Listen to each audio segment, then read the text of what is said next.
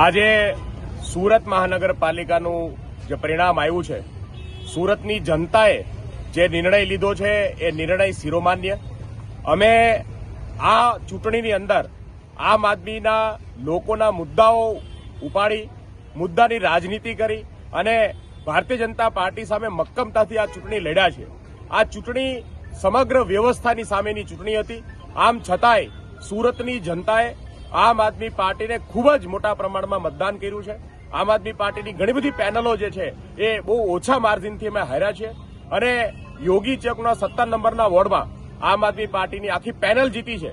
એટલે સુરતની અંદર વિપક્ષ તરીકેની ભૂમિકામાં આમ આદમી પાર્ટી રહી છે. સુરત સિવાય સમગ્ર ગુજરાતમાં આમ આદમી પાર્ટી પહેલી વખત આટલી મોટી પ્રમાણમાં ચૂંટણી લડી ત્યારે આજે મોટા પ્રમાણમાં 400 થી વધારે ઉમેદવારો આમ આદમી પાર્ટીના ચૂંટાઈને આવ્યા છે. અમે સુરતની જનતાનો આભાર માનીએ છીએ. હું આમ આદમી પાર્ટીના તમામ કાર્યકર્તાઓ, તમામ યોદ્ધાઓ કે જેણે આ ચૂંટણી ખૂબ જ હિંમતથી, ખૂબ જ ધગશથી અને ધોમધખતા તડકાની અંદર પણ ખૂબ જ મહેનત કરી અને આ લડાઈ લડ્યા છે.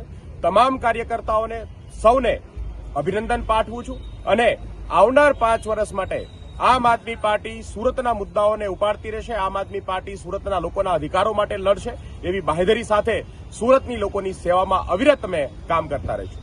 જય હિન્દ, જય ભારત.